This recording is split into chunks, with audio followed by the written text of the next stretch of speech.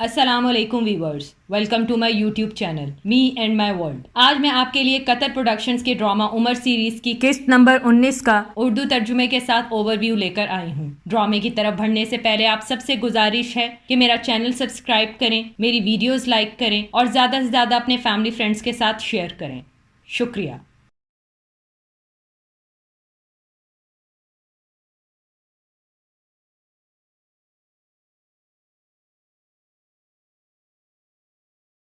اس قسط کا آغاز بنی تغلب کے گھرانے سے ہوتا ہے۔ ایک شخص گھوڑے پر سوار ہونے کی کوشش کر رہا ہوتا ہے اور سب لوگ اس کو داد دے رہے ہوتے ہیں۔ وہاں موجود لونڈی سجا کو کہتی ہے کہ یہ لوگ اس گھوڑے پر بیٹھنے کی کوشش کر رہے ہیں تاکہ وہ اس کو سواری کے قابل بنا سکیں، لیکن کوئی بھی ابھی تک کامیاب نہیں ہو پایا۔ انہوں نے اس کے لیے انعام بھی رکھا ہے۔ سجا کہتی ہے انعام کیا ہے؟ لونڈی کہتی ہے یہ گھوڑا اس کا ہو جائے گا اور وہ اپنے گھوڑوں کا اس شخص کو نگہبان بنا دیں گے۔ دوسری طرف گھوڑا اس شخص کو نیچے گرا دیتا ہے۔ وہ شخص سنبھل کر کہتا ہے یہ گھوڑا نہیں ہے بلکہ شیطان ہے۔ ایک اور شخص آتا ہے اور کہتا ہے تو تم ہو جو اس کا غرور نہیں توڑ پائے۔ پہلا شخص للکارتا ہے اور کہتا ہے چلو دیکھتے ہیں کہ کیا تم مجھ سے بہتر کر سکتے ہو۔ دوسرا شخص گھوڑے پر بیٹھنے کی کوشش کرتا ہے اور وہ جب اس پر بیٹھ جاتا ہے تو گھوڑا بگڑ جاتا ہے اور اسے بھی نیچے گرا دیتا ہے۔ پہلا شخص دوسرے سے پوچھتا ہے اب کیا لگتا ہے؟ دوسرا شخص چلا کر کہتا ہے ویسے ہی جیسا تم نے کہا تھا، یہ شیطان ہے، اسے جنگل میں جانے دو۔ سجا آگے بڑھتی ہے اور کہتی ہے تو پھر ہمیں اس شیطان کو قابو کرنا چاہیے۔ وہ آگے بڑھتی ہے اور گھوڑے کو سہلاتی ہے، پھر اس پر بیٹھ جاتی ہے اور بیٹھنے کے بعد پھر اس کو سہلاتی ہے۔ کچھ ہی دیر میں وہ اس پر گھڑ سواری کرنے لگتے ہیں۔ سب لوگ خوش ہو کر اسے داد دیتے ہیں۔ اس منظر میں لونڈی اسے کہتی ہے کہ آج تمام آدمی یا تو تم سے ڈریں گے یا پھر رشک کریں گے۔ کیا تم ان کے سربراہ کو بلانا نہیں چاہتی؟ وہ تم سے ضرور ملنا چاہے گا۔ سجا کہتی ہے اس جیسے کسی بھی شخص کے لیے میرے پاس کوئی امید نہیں۔ سجا کہتی ہے مجھے دو چیزیں چاہیے، ایک فرما برداری یا پھر وہ میری سربراہی قبول کرے۔ میں صرف ایسے ہی شخص کا انتخاب کروں گی۔ لونڈی کہتی ہے کچھ پادری ہلکی آوازوں میں کہہ رہے تھے کہ سجا ایک نجومی ہے یا پھر عیسائی۔ اگر ایسا ہے تو وہ عیسائی مذہب کا انکار کیوں کرتی ہے یا پھر وہ شیطان کی اطاعت کرتی ہے؟ ان میں سے سب سے زیادہ سخت البدیل ابن عمران ہے جو تغلب سے ہے۔ وہ کہتا ہے کہ ہم اس عورت کو نہیں جانتے، یہ تمیم سے ہے جو یہاں اپنے ماموں کے ساتھ رہتی ہے۔ ہم نہیں جانتے کہ اس کا کوئی باپ، ماں، بھائی یا بہن ہے۔ اس کا رویہ عجیب ہے، یہ مردوں پر بالادستی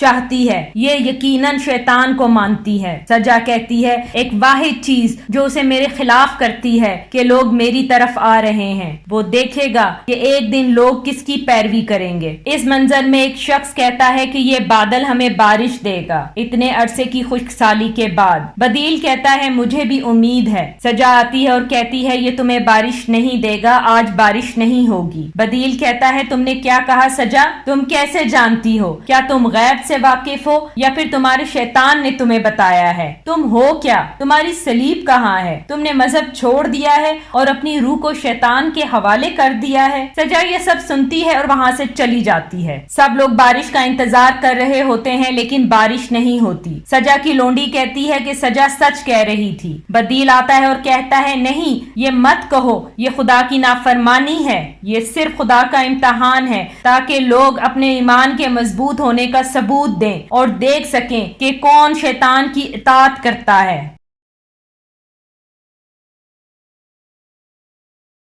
اس منظر میں غطفان کا ایک وفد آتا ہے۔ طولحہ آ کر ان کا استقبال کرتا ہے۔ وہ انہیں بیٹھنے کے لیے کہتا ہے۔ غطفان کا سردار اوئینہ ابن حصن اس شخص سے پوچھتا ہے کیا تم رسول ہو؟ طولحہ جواب دیتا ہے کہ ہاں میں ہوں۔ سردار کہتا ہے کیا تمہیں وحی آتی ہے؟ وہ شخص ہنستے ہوئے کہتا ہے پھر میں کیسے نبی ہوا اگر مجھے وحی نہیں آئے گی؟ سردار کہتا ہے مسلمہ جو حنیفہ قبیلے سے ہے اس نے دعویٰ کیا ہے کہ وہ رسول ہے۔ اب ہمارے پاس اتنے رسول ہو گئے ہیں، ہم کس کا यकीन करें। तूलेहा कहता है, तुम अपने इत्तेहादी बनी असद में मौजूद नबी का भरोसा करो, वो तुम्हारे इलाकों के नजदीक है। ओइना कहता है, अपनी वही के बारे में कुछ बताओ। तूलेहा अपने हाथों को झंझोड़ कर मुंह में बड़बड़ाने लगता है और फिर कहता है कि कबूतर, फाख्ता, छोटे परिंदे सब रोजे की हालत में हैं और वो रोजे की हालत में पिछले कई सालों से हैं। हमारी बादशाहत में इराक और शाम शामिल होगा। ओइना ये सुनने के बाद कहता है कि हम फसी लोगों में से हैं। खुदा की कसम, तुम्हारे पास सिवाय नजूमियों की बेवकूफाना नज़्मों के अलावा कुछ नहीं। बुरा मत मानो, हम उसी पर यकीन करेंगे जो सच होगा और जंग में साबित कदम रहेगा। तुम और बनी असद अच्छे लोग हो और तुम जानते हो कि अबू बकर रजी अल्लाह ताला अन्हो ने हमारे साथ दहल और कसा के मकाम पर क्या किया। हमने उनके साथ समझौता करने की कोशिश की, उन्हें कहा कि हम नमाज अदा करेंगे पर ज़कात ना देंगे, लेकिन उन्होंने रद्द किया, इसलिए हमने उनसे जंग की। अब हम ना तो नमाज अदा करते हैं और ना ज़कात देंगे। हम दोनों अमल से रुक गए हैं। हम अपनी पुरानी तालीमात की तरफ वापस आ गए हैं। हम तुम्हें रसूल मान सकते हैं। अगर तुम चाहो हम अपने लोगों को तुम्हारे लोगों के साथ इत्तेहाद के लिए लाते हैं और फिर हम तुम्हारी सरबराही में लड़ेंगे। हम उस जंग में हारे क्योंकि हम मुस्तहकम न थे। तुम अपनी नज़्मों के साथ आगे बढ़ो, अपनी खुशी से उनको रोको और दावा करो कि तुम रसूल हो और कोई दूसरा ये दावा न कर सकेगा। सही फैसला मैदान जंग में होगा। जो शख्स अपनी तलवार की वजह से कामयाब होगा वो अपनी राय में जीतेगा। इस मंजर में कुछ सरदार आपस में बातें कर रहे होते हैं। पहला शख्स कहता है, ये सख्त वक्त बहुत अरसे से हम पर आ रहा है। कुछ लोग दूसरी जगहों पर हिजरत कर रहे हैं, तुम्हारी क्या राय है? दूसरा सरदार कहता है, मैं तुम्हें मशवरा देता हूँ कि तुम एक वक्त खुसरो के पास भेजो, क्या पता वो हमें कुछ सुकून दे सके। हमें अल-मनादरा से भी मदद मांगनी चाहिए, वो हमारा हमसाया है। तीसरा शख्स कहता है, फारिस में भी हालात बेहतर नहीं, मुझे नहीं लगता कि वो हमारी मदद कर सकेंगे, हत्ता कि तुम उनके गुलाम बन जाओ, और मुझे नहीं लगता कि वो अब तुम्हारा भरोसा करते हैं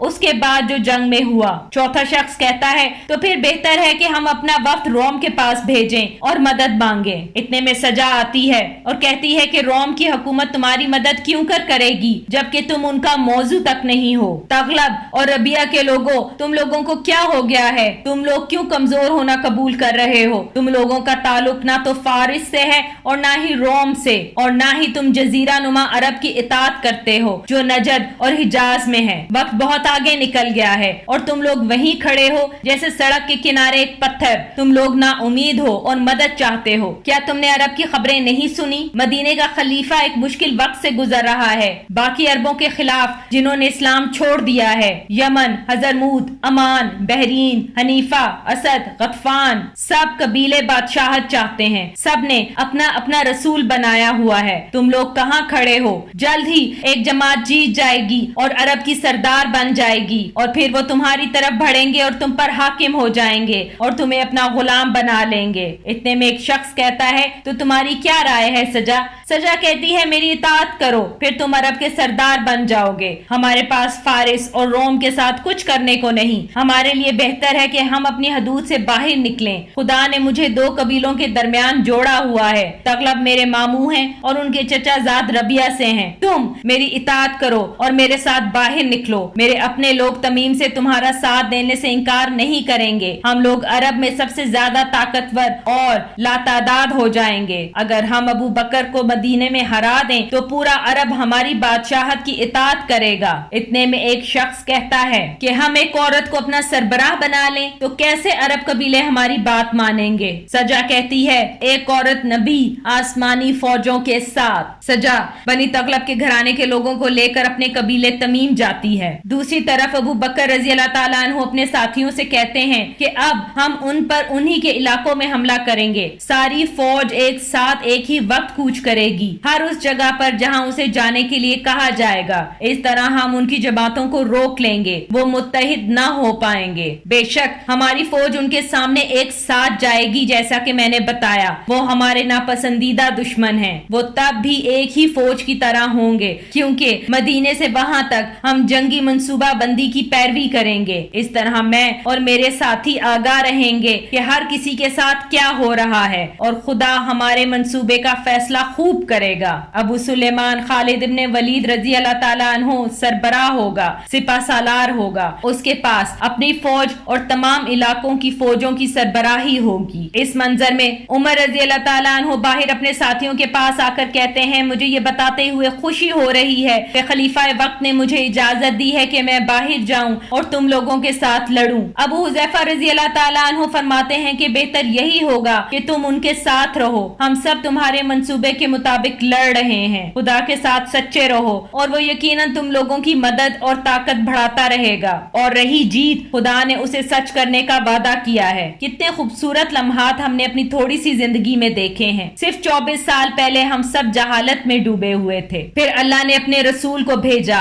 وہ اکیلے تھے، پھر مٹھی بھر لوگوں نے اسلام کی قیادت کی، رسول خدا نے خبردار کرنا اور بشارت دینا جاری رکھا، لیکن لوگ ان کا مذاق اڑاتے اور انکار کرتے۔ میں نے ان کی آوازیں سنی جب وہ دارالندوہ میں اکٹھے ہوتے، میں بھی ان میں سے ایک تھا، اور اب ہم ان کے وعدے کو سچا ہوتا دیکھ رہے ہیں۔ خدا یقینی طور پر یہ وعدہ پورا کرے گا، فارس اور شام کا وعدہ، تب پھر مذہب پوری زمین میں پھیل جائے گا، لیکن جب یہ یقینی طور پر ہوگا ہم نہیں جانتے کہ ہم میں سے کون اس کو پورا ہوتا دیکھے گا اور کون اس سے پہلے اپنے خدا سے جا کر مل جائے گا۔ کچھ دیر سو جاؤ، کل تم لوگ خالد کی فوج کے ساتھ کوچ کرو گے، وہ وہی ہے جو نہ سوتا ہے اور نہ سونے دیتا ہے۔ میں تمہیں تمہارے ایمان کو اور تمہاری آخری حرکت کو اللہ کے حوالے کرتا ہوں۔ عمر رضی اللہ تعالیٰ عنہ جاتے ہوئے اپنے بھائی زید رضی اللہ تعالیٰ عنہ کے گلے لگتے ہیں۔ وحشی یہ سب دیکھ رہا ہوتا ہے۔ عمر رضی اللہ تعالیٰ عنہ وحشی سے جا کر کہتے ہیں تمہارے نیزے کے لیے یہی وقت ہے،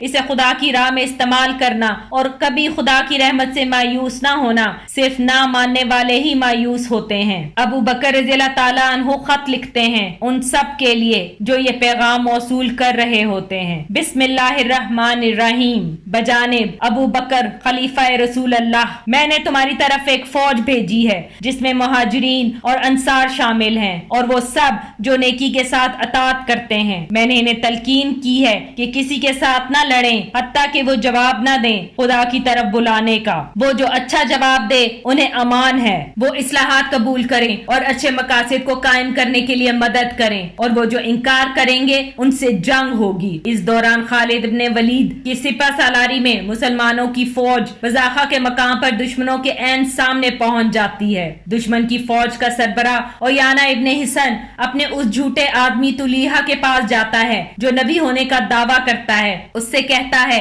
دونوں فوجیں پہنچ گئی ہیں، اب کیا حکم ہے؟ طلیحہ کہتا ہے کہ جبرائیل فرشتے نے وعدہ کیا ہے کہ وہ مجھے جادوئی وحی بھیجے گا جو ہمیں جمائے رکھے گی، میں اس کا انتظار کر رہا ہوں، تم جاؤ اور لڑو ان سے حتیٰ کہ وہ بھاگ نہ جائیں۔ اویانا یہ سن کر چلا جاتا ہے۔ دوسری طرف خالد رضی اللہ تعالیٰ عنہ سلیم رضی اللہ تعالیٰ عنہ سے فرماتے ہیں کہ اذان دو۔ سلیم رضی اللہ تعالیٰ عنہ اذان دیتے ہیں لیکن دوسری طرف سے کوئی جواب نہیں آتا۔ خالد رضی اللہ تعالیٰ عنہ کہتے ہیں ہمارا خدا گواہ ہے، ہم نے جو کرنا تھا کر دیا، پھر تلوار نکالتے ہوئے خدا کی نعمت سے ان پر حملہ کرو۔ اللہ اکبر کا نعرہ لگاتے ہوئے سب تلواریں نیام سے نکال کر دشمنوں کی طرف بڑھتے ہیں اور جنگ شروع ہو جاتی ہے۔ خالد اپنی تلوار سے دشمنوں کا صفایا کرتے ہیں۔ اتنے میں اویانا طلیحہ کے پاس آ کر کہتا ہے کیا جبرائیل آ گئے؟ وہ شخص کہتا ہے ہاں، انہوں نے کہا ہے آج وہ کہانی لکھی جائے گی جو تم کبھی نہیں بھولو گے۔ اویانا کہتا ہے اس سارے انتظار کے بعد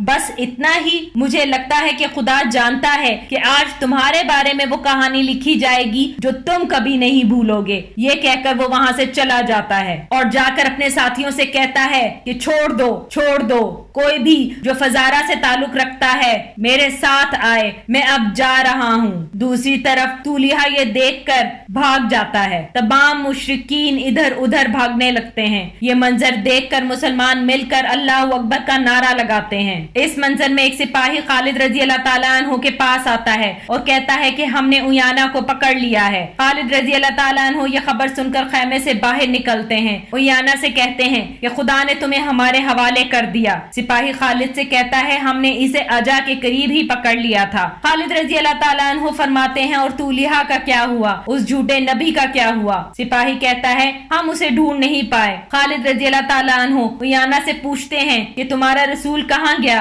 उयाना जवाब देता है मुझे नहीं पता, लेकिन मुझे इतना पता चल गया है कि वो झूठा था। खालिद रजी अल्लाह ताला अन्हु फरमाते हैं क्या तुमने उसकी इताअत की? उयाना कहता है जंग के लिए वो जरूरी था। खालिद रजी अल्लाह ताला अन्हु फरमाते हैं बहुत से बुरे लोग बेवकूफ होते हैं जो उसके जैसे लोगों की इताअत करते हैं। फिर वो सिपाही को हुक्म देते हैं कि इसे इसके लोगों के साथ ही बांध दो। इस मंजर में उयाना को मदीने में अबू बकर रजी अल्लाह ताला अन्हु के पास लेकर आया जाता है। अबू बकर रजी अल्लाह ताला अन्हु उससे पूछते हैं कि मैं तुम्हारे लिए क्या कर सकता हूँ? उयाना कहता है आप मुझे माफ कर दें, मैं तौबा करता हूँ और इस्लाह करूंगा। मैं अपने लोगों का सरबराह हूँ, अगर मैं वापस चला जाऊँ तो वो भी ऐसा ही करेंगे। अबू बकर रजी अल्लाह ताला अन्हु अपने साथियों की तरफ देखते हैं और फिर उयाना से पूछते हैं मैं कैसे मान लूं कि तुम सच में तौबा कर लोगे? उयाना कहता है कि आपने कभी मुझे झूठा पाया है? मैंने कभी झूठ नहीं बोला। जब मैं आपके खिलाफ था मैं अपनी बात पर कायम रहा और लड़ा,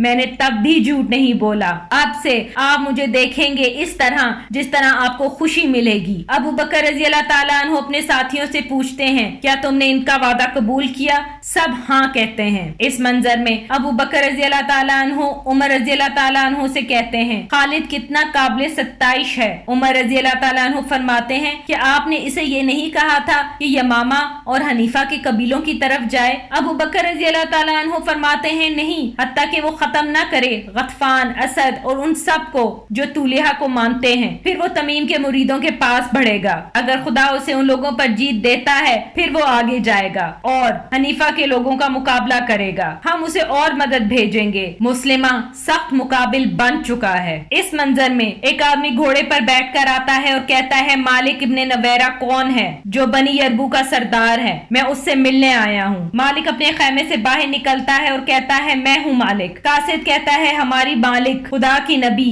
सजा बिनते अल हारिथ तमीम कबीले से आ रही हैं, एक बड़ी फौज के साथ जो कि तगलब और रबिया से है। वो तुमसे मिलना चाहती हैं या तुम उनसे मिलने आओ, लेकिन अगर तुम उनका अच्छा इस्तकबाल कर सकते हो तो वो भी आ सकती हैं। मालिक पूछता है वो क्या चाहती है? कासिद कहता है जो खुदा ने उससे वादा किया है वो अरब चाहती है। सिर्फ दुखी और फाते उसका इनकार करेंगे। तुम लोग उसके हो और वो पहले होगा जो उसकी इताअत करेगा। तुम लोगों की मदद से वो अरब की मलका बन जाएगी। ये सब सुनने के बाद मालिक उसके साथ उसके खैमों में जाता है और पूछता है कि तुम्हारी नबी कहाँ है? सिपाही अंदर का इशारा करता है। मालिक अंदर चला जाता है और उसके पास बैठकर कहता है तुम्हारे पास रसालत का कोई सबूत है? सजा कहती है तेज धार तलवारें, निशाना लगाए हुए नेजे, वो भी तगलब और रबी की मेहरबानी से, उनके तेज ऊंट और वो जो जंग में मरने से नहीं डरते, वो जो नुसरानी थे अब मेरी नबूवत पर यकीन करते हैं जब उन्होंने वाज़े निशानियां देखी। और अब मैं वो औरत हूँ जिसके सारे मदद और अतात करते हैं। ये कहते हुए वो बाहर की तरफ इशारा करती है। इतने में मालिक की बीवी भी आ जाती है। मालिक कहता है ये मेरी बीवी लैला उम्मे तमीम है। लैला अंदर आती है। मालिक कहता है बिल्कुल ये सजा बिनते अल हारिथ है। मालिक सजा से कहता है मैं यहाँ तुम्हारे नबी होने की तस्दीक या तरदीद करने नहीं आया हूँ, मुझे इसमें कोई दिलचस्पी नहीं और ना ही नबी या मजहब के मामले में। मैं अबू बकर रजी अल्लाह ताला अन्हु के खिलाफ बागी नहीं हो सकता। खैर वैसे भी मैं वही हूँ जो तुम हो। मेरी दिलचस्पी तेज धार तलवारों, नेजों, ऊंटों और उन आदमियों में है जो मौत से नहीं डरते। मैं तमीम का सरदार हूँ, लेकिन मेरे कबीले और तुम्हारे कबीले के कुछ लोग मुझे इख्तलाफे राय से कमजोर कर रहे हैं। अगर तुम मान जाओ अपनी फौज को मेरी फौज के साथ मिलाने में तो मैं तुम्हें उम्मीद दिला सकता हूँ कि सारे अरब की बादशाहत हमारी होगी। तुम्हारा ताल्लुक तमीम से है और बेहतर है कि तुम मेरे साथ हो जाओ। सजा कहती है और अगर तुम अपनी फौज को मेरी फौज से मिलाओ तो तुम्हें मेरी सरबराही में लड़ना होगा। मैं तमीम से ताल्लुक रखती हूँ तो बेहतरीन है कि तुम अपने आदमियों के साथ मेरी अतात करो। बेशक मेरे वालिद तमीम से थे, मेरे मामू तगलब से हैं। इन लोगों ने मान लिया कि छोड़ देंगे जो उनके पास था और सिर्फ मेरी अतात करेंगे और रबिया कबीले के लोग भी हमारे साथ शामिल हो गए हैं। इसलिए मेरे पास तगलब और रबिया हैं और फिर तमीम। अगर तुम मान जाओ तो हमें कोई ना हरा पाएगा। मालिक कहता है मुस्लिमा और हनीफा कबाइल के बारे में क्या?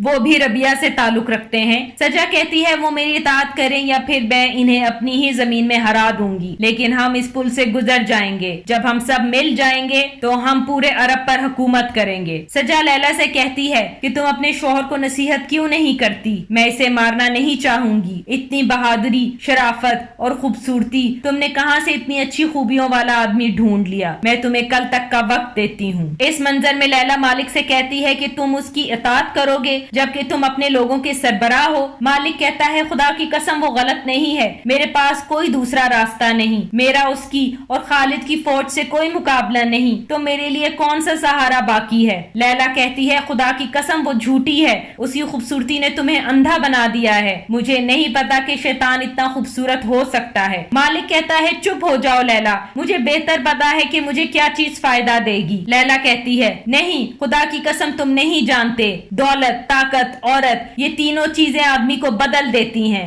اپنے آپ کو بچا لو اس سے پہلے کہ بہت دیر ہو جائے۔ مالک کہتا ہے خدا کی قسم یہ تمہاری جلن بول رہی ہے۔ لیلا کہتی ہے تو اس میں برا کیا ہے؟ میں تمہاری حفاظت کر رہی ہوں، اس نے مجھے کہا تھا کہ اپنے شوہر کو نصیحت کروں۔ لیلا میں اسے مرتا ہوا نہیں دیکھنا چاہتی، اتنی بہادری، شرافت اور خوبصورتی، ٹھیک ہے میں تمہیں نصیحت دیتی ہوں کہ حق باہر آ چکا ہے، میں نے اسے واضح دیکھ لیا ہے، مجھے شک تھا جب تم نے زکوٰۃ دینا بند کر دیا اور خلیفہ کی نافرمانی کی، لیکن اب تم اس کی اطاعت کرو گے جو نبی ہونے کا دعویٰ کرتی ہے، وہ تمہیں اس دنیا اور دوسری دنیا دونوں سے محروم کر دے گی۔ مالک جانے لگتا ہے کہ لیلا اسے پیچھے سے بولتی ہے کہ اس کا مطلب ہے تم نے خدا کا انکار کیا اور اس کی اطاعت سے بھی انکار کیا، خدا کے لیے دوبارہ سے سوچو، اپنے آپ کو تباہی کی طرف مت لے کر جاؤ۔ اس منظر میں مالک کی غداری کی خبر ابو بکر رضی اللہ تعالیٰ عنہ کو بھی پہنچ جاتی ہے۔ وہ غصے میں کہتے ہیں ہائے ہو مالک ابن نویرہ پر، وہ کیسے اس سحر زدہ عورت جو تمیم سے ہے اس کی اطاعت کر سکتا ہے؟ خدا کی قسم میں ان دونوں کو بہت بری سزا دوں گا۔ عمر مجھے مشورہ دو، ہم کس پر پہلے حملہ کریں؟ اب تو بہت سے جھوٹے سامنے آ گئے۔ عمر رضی اللہ تعالیٰ عنہ فرماتے ہیں جلد ہی سب مختلف ہو جائے گا، ہر کوئی صرف اپنے لیے چاہتا ہے اور امید کرتا ہے کہ باقی اس کے ساتھ مل جائیں۔ سچ متحد ہوتا ہے اور کفر نہیں۔ مجھے لگتا ہے ہمیں انتظار کرنا چاہیے جب تک ہمیں ان کے منصوبے کا پتہ نہ چل جائے، اگر ان میں سے کوئی ہماری طرف بڑھا تو ہم خالد رضی اللہ تعالیٰ عنہ کو فوراً ان کی طرف کوچ کرنے کو کہیں گے۔ ابو بکر رضی اللہ تعالیٰ عنہ فرماتے ہیں اور اگر ایسا کچھ نہ ہوا تو؟